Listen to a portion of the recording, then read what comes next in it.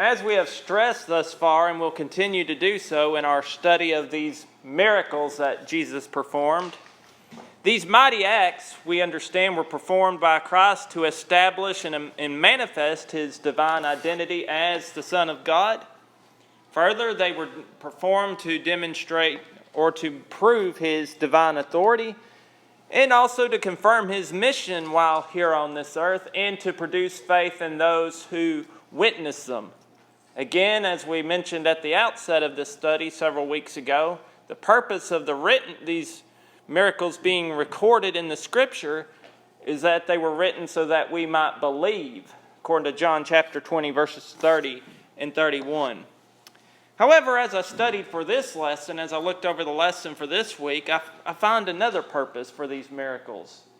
And certainly it has some ramifications for us today as Christians in what we seek to do.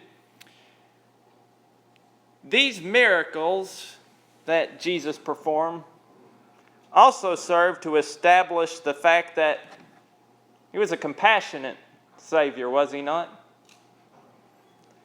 He had compassion, he had sympathy towards others, and hence his disposition was that of benevolence. He had the disposition to do good unto others. In fact, Peter, in preaching to Cornelius and his household in Acts chapter 10, affirmed to them that Jesus went about doing good in verse number 38. What does it mean to do good? Serve. To serve. That's a good working definition, Ricky. Serving others. What else might we add to that?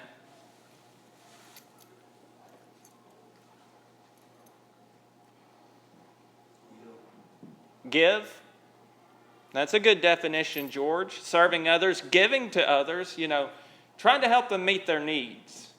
And certainly when we look to the life of Christ, he certainly did that. Because as we look at these miracles, and in particular, as we're going to look at these miracles today, they were a manifestation of Jesus' mercy towards the needy, the helpless, and the downtrodden. The question, though, we might ask is there ever a time when we should not do good? No. Well, the question obviously to us is, as Christians today, as faithful ones, is rhetorical. We understand there's never a time when we should not do good. I think we fall short of that, though. We do. We do. And again, we as Christians, we're always seeking to improve. There are areas in our lives that may be lacking in things. Certainly this area of benevolence, of doing good unto others. But as we think about the situation for our study today, to the Jewish religious leaders then, and even perhaps to some today, the answer might be, well, there is a time when we should not do good. And again, this is going to, as we look to these miracles, as we look to these texts, we're going to see the hypocrisy of the Jews on display once again.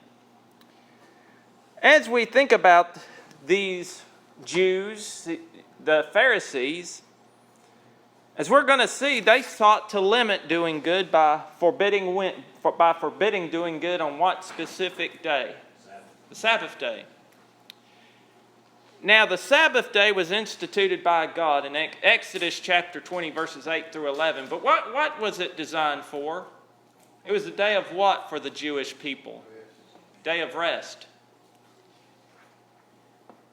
And so, when we think about this day for the Jews, a day of rest, obviously when you study Exodus 20, verses 8 through 11, God prohibited work. To do such, to work on the Sabbath, warranted what? What was the consequence for breaking the Sabbath law? Stoning. You can read about that in Numbers chapter 14, verses 32 and following. Remember the man there who gathered sticks on the Sabbath day? Well, he had to suffer the consequence. Now, the question that all of this is ultimately going to come down to is what constituted work. Let's turn to page 42 in our book. And under the introductory section, I want us to read the third paragraph here. Page 42 in our book under our lesson for this week. we're going to find that no one doubted God's prescription for rest on the Sabbath, but that did not settle the matter. Conscientious Jews hardly were to be faulted for asking exactly what qualified as work. Did rest require one to lie horizontal in bed? Could one walk about? If so, how far could he walk? Through the centuries, scribes had codified definitions for work. Long discussions and careful deliberation resulted in lists of activities that qualified. For some Jews, the deliberations and lists took on the authority of the law of Moses itself. And as we're going to see in our study, that's what the Pharisees did. They took these traditions and made them as if they were law, more authoritative than the law of Moses. Jesus maintained that human needs take precedence over arbitrary definitions for work dictated by the scribes. He challenged the traditional prescriptions, and in short order, he found himself in a head-to-head confrontation with the scribes and the Pharisees. So, you think about these confrontations, and again, these two incidents today that we're going to look at were not the only occasions in which they clashed over this. Several times throughout the gospel accounts we find Jesus healing individuals on the Sabbath day. And again, on these occasions, what's going to happen to Jesus? What's these religious leaders going to do? Well, they're ultimately they want to kill him. They're going to try to trap him, and they're going to accuse him of violating the law. What are the ramifications if Jesus was guilty of these accusations that the Pharisees levied against him? If Jesus violated the law, what are the ramifications? He could be thrown out of the temple. Thrown out of the temple? If he violated the law, he would be worthy of death if they get rid of him. There you go, Sister Ruby. That's the point that they were trying to seek, was find a reason to put him to death. Obviously, as it relates to salvation, he would not have kept the law perfectly. And would he have been without sin? That's the point we need to remember. If this was true, and we understand it wasn't, he would have had sin. And of course, he would not have been the spotless and without blemish Lamb of God who takes away sin through his blood. And again, the question is not about doing good, it is about when to do good.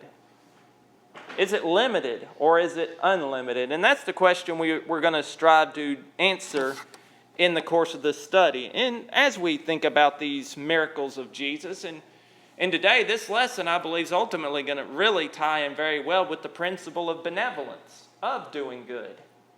As we look about the deeds that he did on the Sabbath day, of the healing on the Sabbath. Then we're going to examine these miracles performed by Christ here in Matthew 12 and in Luke chapter 13. We're going to look at the Jewish religious leaders' reaction to them, Christ's response, and then we'll discuss some practical applications from these events for today.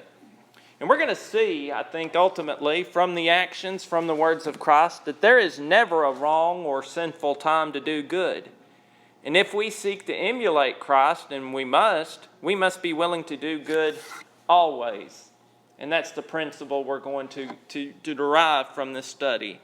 And so as we get into the miracles themselves, let's turn now to Matthew chapter 12.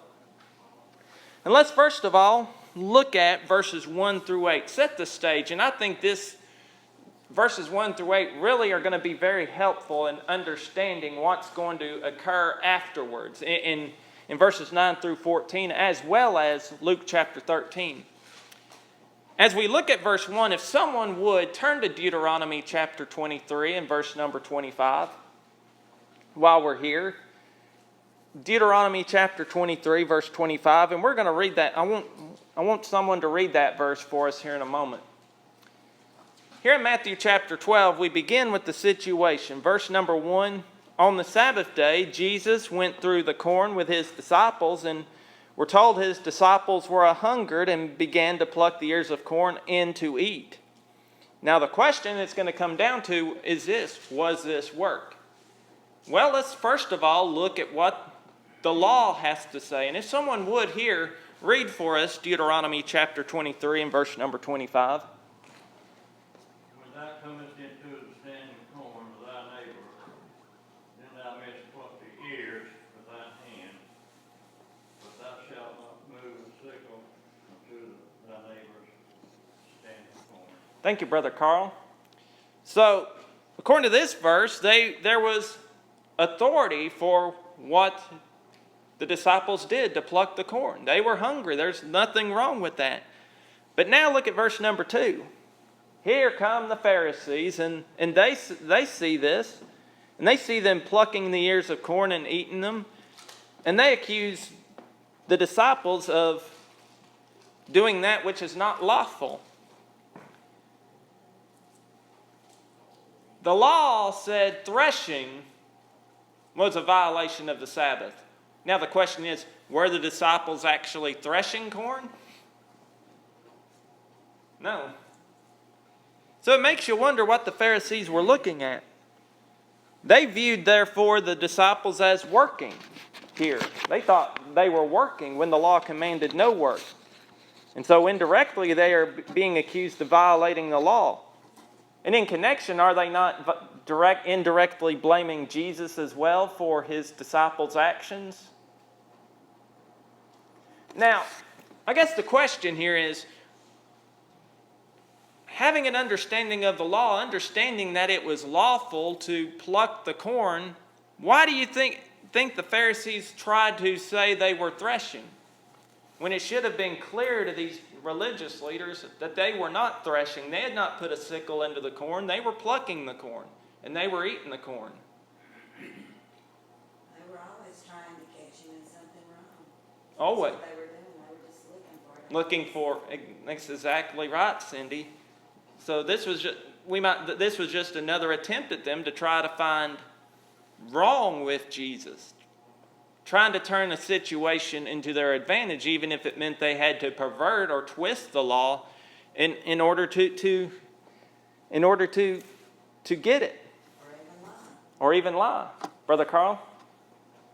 I guess I look at this much different than most people. We talk about what happened under the old law. Mm-hmm. Now, Christ gave his teachings. Mm-hmm. I see nothing wrong, it's my opinion only, I see nothing wrong if I come to worship God, put that first in my mind to meet and worship him. If I want to go home and go out there and dig my garden, or if I want to go out there and mow my lawn, that's put priorities first. Right. I don't think I'm doing anything wrong. No, you're not. Remember, the Sabbath law has been taken out of the way. There's no such, for today. This was under the old law, obviously. So there's nothing wrong with that today, Brother Carl. We're dealing with a specific circumstance under which the law of Moses was in effect. Now, I might add on that, if I got up in the morning on Sunday morning, and I went out there to start working, I'm forsaking the assembly of God. I want to be there in the house of worship and learning more and obeying, and in essence, obeying it. Right. But if I just or get up and go fishing or hang with golf, get more leave early, and just not even go worship God, I think that's questionable. That's the distinction. That's putting other things first rather than God on the Lord's day. That's a great point, Brother Carl. Here we find, though, the Pharisees, certainly, they were over strict about the Sabbath. Yes, ma'am. Go ahead, Sister Ruby. Yeah. We found out what Carl said. Today, we have to think about what Paul said. If eating meat causes my brother to stumble, I'll eat more. And we had a young preacher in Richfield several years ago that brought that home to me so well. He said he went and on Sunday he would wash his car, he would mow his lawn, and some people started criticizing him and complaining about it, and he said, if that's causing my brother to stumble, I don't have to wash my car on That's a good point. I don't have to mow my lawn, Mhm. so that would be the case today. Right, that's a matter of what we're doing. matter of liberty. You're exactly right, Sister Ruby.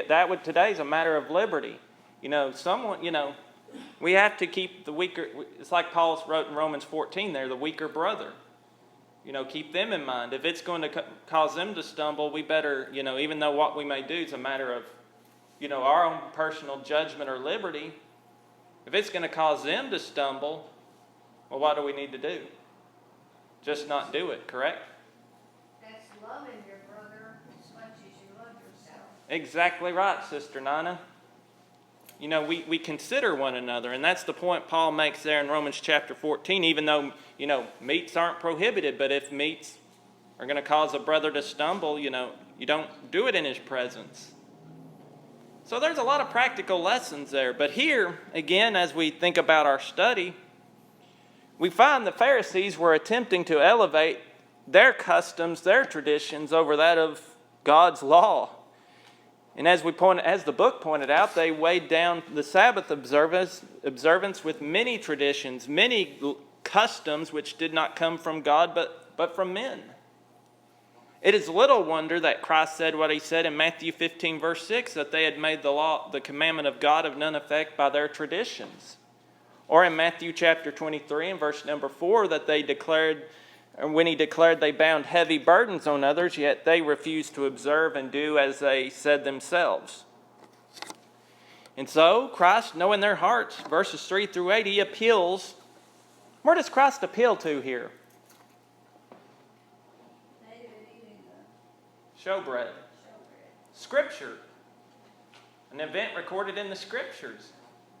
Again, Christ, our perfect example. If he appeals to the Scriptures, where should we go to when men ask us questions?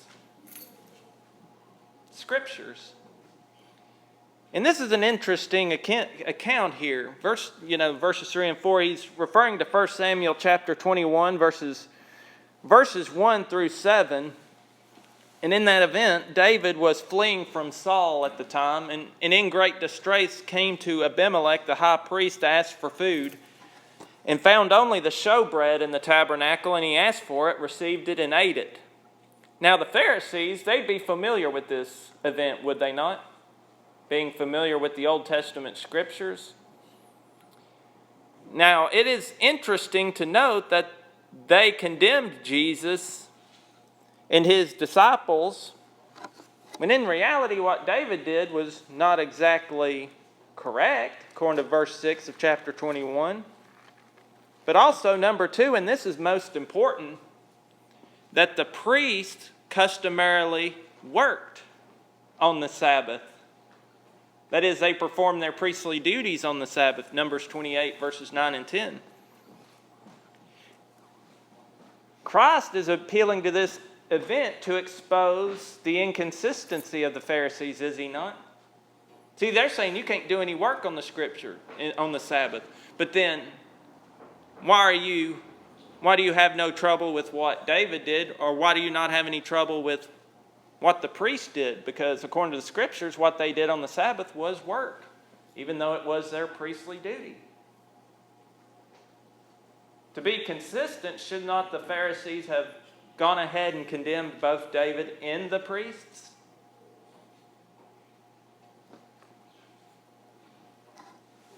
Look at verse number 7 here. Verse number 6 is important as well.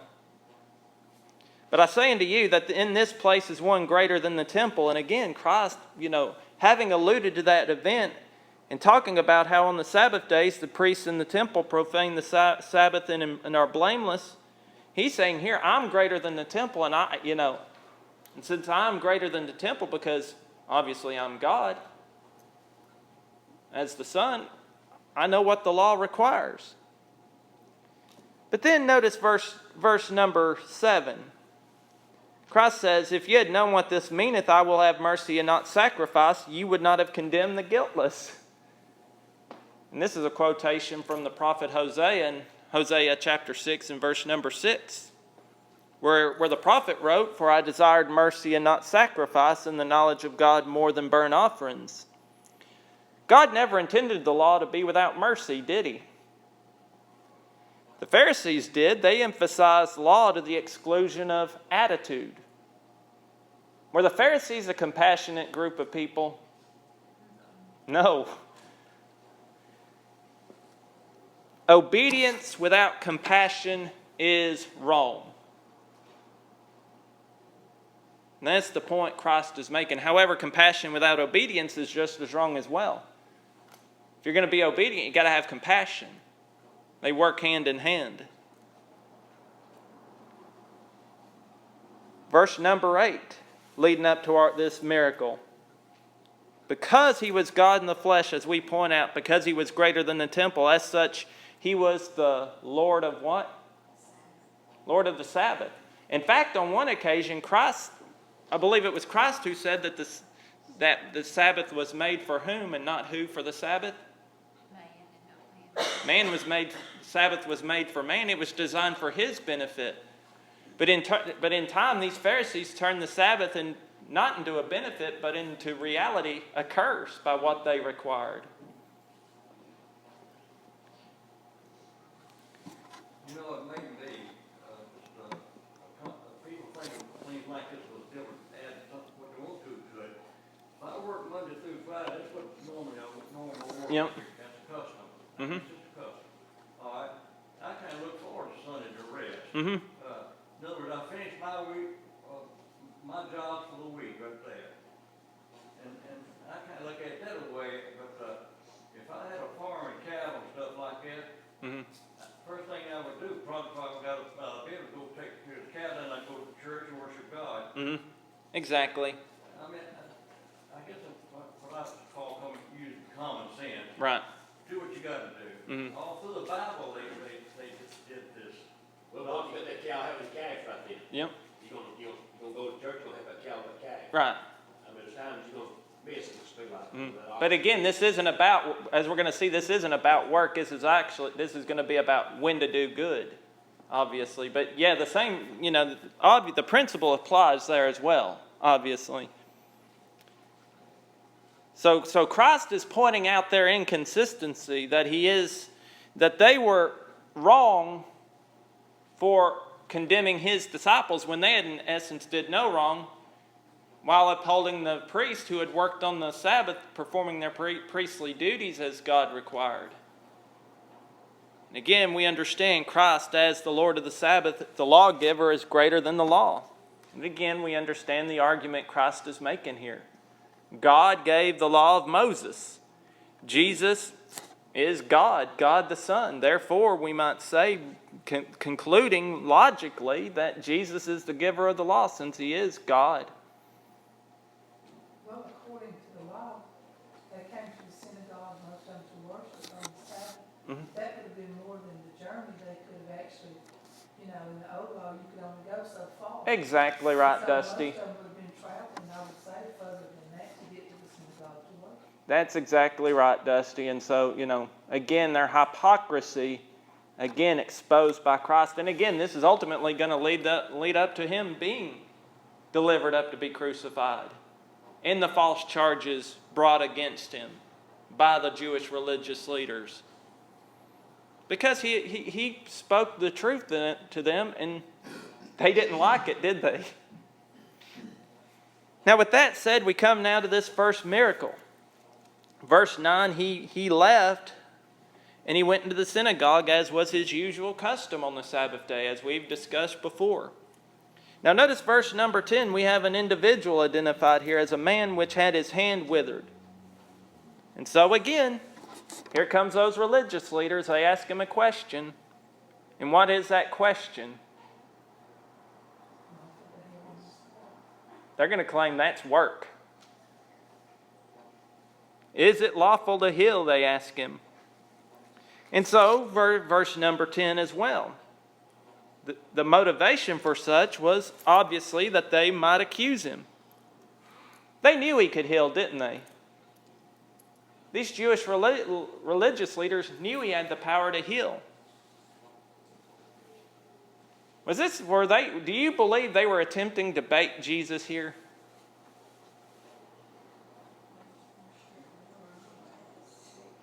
Indeed. And again, we should not be surprised by these individuals, understanding their motives time and again. And so, verses 11 and 12, Christ presents forth an interesting argument. And notice in verse 11, he's going to argue from the lesser to the greater. And it's as you pointed out, Ricky, a while ago, the basic illustration you used. Christ says here, "What man shall there be among you that shall have one sheep, and if it fall into a pit on the Sabbath day, will he not lay hold on it and lift it out?" The irony is, there are things these religious leaders permitted themselves to do. Christ is asking, if you had a sheep fall in the ditch, are you just going to leave it there on the Sabbath? Do you think they would have left it there, or do you think they allowed themselves to get their sheep out of the ditch? They're going to get the sheep out of the ditch. Another way I look at this, Robert, Mm-hmm. if God created heaven and earth and all therein, now, he emphasized when it was done, it is finished. In other words, that's done. Just like when I go to, as I mentioned a while ago, if I got a job Monday through Friday for 40 hours a week, and I go to work, Mm-hmm. everybody come home, that project is done. Now, it doesn't, now, I'd be wrong if I Saturday morning, Sunday, I say, I ain't gonna go to church today, I just don't think it's necessary. That is wrong. So you're not violating the scripture there, as long as you fulfill the commitment. Right. Exactly. Pharisees were inconspicuous about it. They did these things surely, Oh, no doubt. and then they were hypocritical. Yeah, and if it fall into the pit on the Sabbath day, they'd lay hold on it and lift it out. Now notice verse number 12. If they would do this, how much then is a man better than a sheep? Again, see the argument that Christ is using from the lesser to the greater? How much then is a man better than a sheep? Was a sheep created in God's own image? We were. So how valuable are we to God?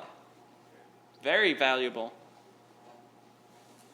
And so Christ here says, it is lawful, it is right, it is good, it is even necessary to do good even on the Sabbath day. So what was he saying? He's telling them, if you see a man in need on the Sabbath day, you have the opportunity to help them. They have the responsibility to help. Sort of reminds you of the parable of the Good Samaritan, does it not? Remember the priest and the Levite? Remember the man who was robbed and beaten near point of death on that road? The priest and the Levite did what? They looked upon him, passed on by. But what did the Samaritan do? The right thing, the good thing. He did good. And again, the question in that context was by a Jewish lawyer, who is my neighbor? And Christ saying, is everyone's your neighbor? Again, correcting the basic disposition of the Jews that only Jews were their neighbors, when in reality everyone was their neighbor. And so here Christ affirms it's lawful to do good anytime. Hence, verse 13, what does Christ do? What's he tell this man with the withered hand? Stretch forth thine hand. The man stretched it forth, and what happened? It was restored, again, immediately. Now, what was the basic disposition that led Christ to do this kind act? Compassion, mercy. He had the willingness to do good. Now, how did the Pharisees react to this? According to verse 14. All problems over. Oh, they were not happy, were they? They held a council so that they might destroy. Exactly. It's interesting to note that Luke's account of the same miracle in Luke chapter 6, Luke records that they were filled with madness. That tells you how enraged they were. Well, their authority was questioned, and that's the thing today. Some people are so Power hungry. well, authority, and you question that, I've always heard it's easier to break a law than it was a custom. Right. That people impose on. And these Pharisees were authority-itis. I mean, they had bad case of that. That's a good. And we have that today. You can. People like to be in charge. They do. And once you're in charge, you don't want anybody to question your authority. Even if it was the divine Son of God who had all authority. You know, the book notes on page 43 that the Pharisees would not tolerate Jesus. And the reason being, the book states, is he had publicly discredited them. If he's right, we're wrong. If, We've lost our authority. exactly. That's what, and they didn't want to lose, and as Sister Ruby pointed out, they didn't want to lose that authority, did they? So they were worshiping themselves really before God. And that's why Christ said what he did in Matthew 15 and verse 9, but in vain they do worship me, teaching for commandments or doctrines the commandments of men. And from this time forward, you'll find that the Pharisees went all out on trying to destroy Jesus. Now, with that said, let's turn over now to Luke chapter 13, a similar situation, but different, because here we have Jesus healing a woman with an infirmity. Luke chapter 13, verses 10 through 17, and we're going to find, again, he was teaching in one of the synagogues on the Sabbath. So it was another Sabbath day here. And in verse 11, we're told that in the synagogue, which identifies this woman as a Jewess, that she had a spirit of infirmity 18 years. Whew, that's a long time. And was bowed together and could no wise lift up herself. Now, this was a debilitating condition. Her condition was spinal and extended down to her loins. She was so bent down she could not raise herself up or even look up. Could you imagine living in that condition for 18 years? How would you describe that kind of life? My mom has a neighbor that's almost that bad, and every time you see her, I think of this. Mm-hmm. My Because sister she's so pitiful trying to get around. Mm-hmm. So this woman was in pitiful condition. osteoporosis, my sister, was like that, and she used a cane to raise herself. It's not as bad as this lady, obviously, because it said she could not lift up herself. And it is possible here, according to the text and according to what Christ said in verse number 16, that Satan was directly or indirectly the cause of her problems, because Christ said Satan hath bound for these 18 years. But that's another discussion for another time. But notice verse 12. Jesus saw her, and what did he do? He healed her. Now, what greater example or what greater lesson could you have taught than what he did to the people sitting around in there? Exactly. Again, it's another manifestation of his compassion. He saw an opportunity to do good, and he did it. And he said, "Woman, thou art loosed." He laid his hands on her, and immediately she was made straight. And so what did she do upon being healed? She glorified God. She worshiped God. She thanked God. And, she left. She came to worship sick. But how did she leave? Cured. She probably came sad, but she left joyful. It makes me think, Rob, I don't know how many times I come to church and really get that I'm coming. Mm-hmm. But when I leave there, I feel better. There you go, Ricky. I mean, time after time I've done it, But again, this also shows to you where this woman wanted to be. She had this condition, and yet here on the Sabbath day, she was worshiping God. She wasn't bitter. She wasn't bitter. And when she was healed, she was thankful.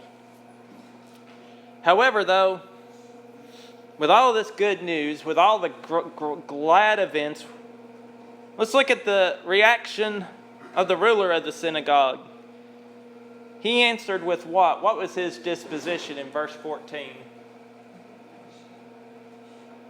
Indignation. Exactly right, Dusty. He was furious because this was performed on the Sabbath. Now notice what he said here. There are 6 days which men ought to work, and in them therefore come and be healed, and not on the Sabbath day.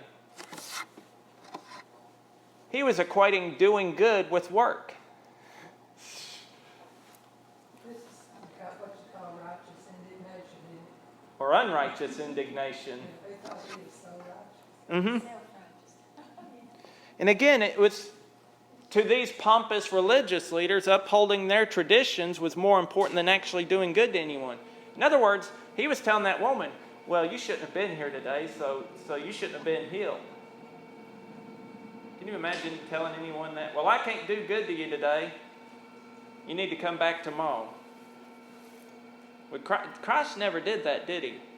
If he had the opportunity to do good, he did it. Look at verses 15 and 16. We got a few minutes left. Again, Christ exposes him, calling him a hypocrite. Again, he says this because he knew their hearts, did he not?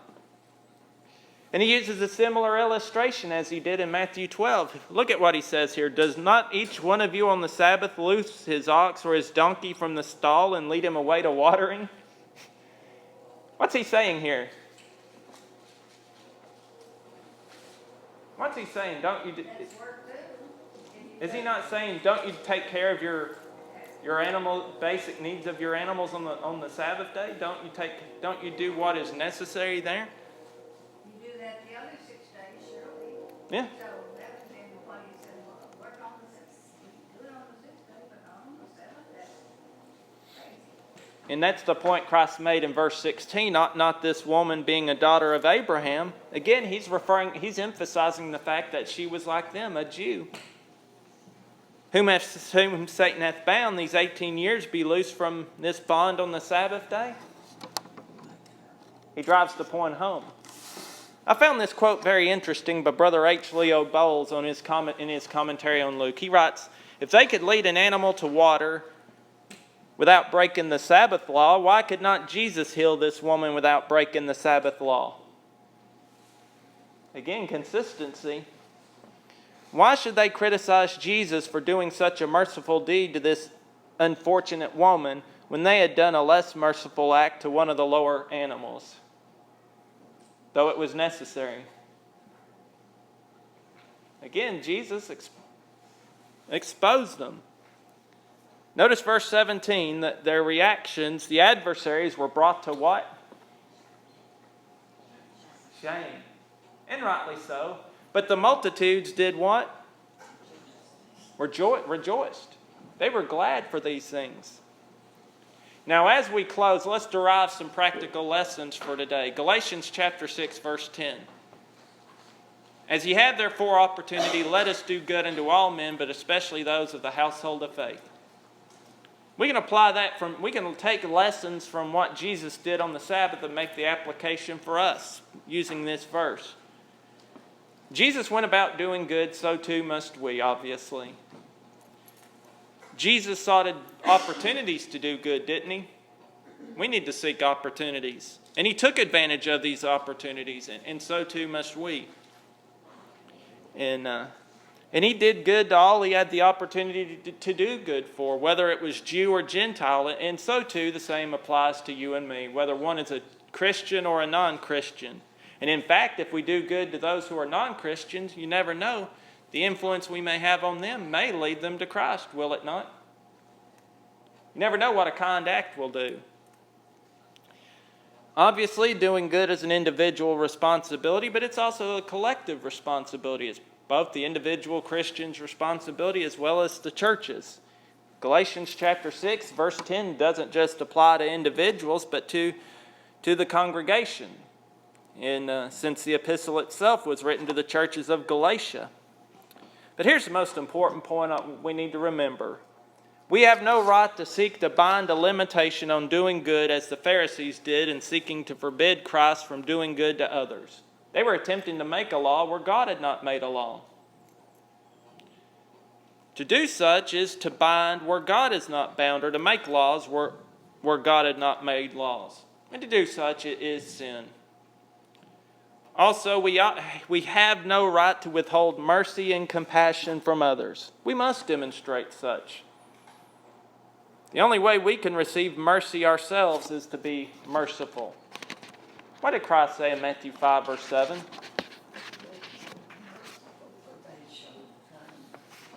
For they shall obtain mercy. Exactly right, Sister Ruby.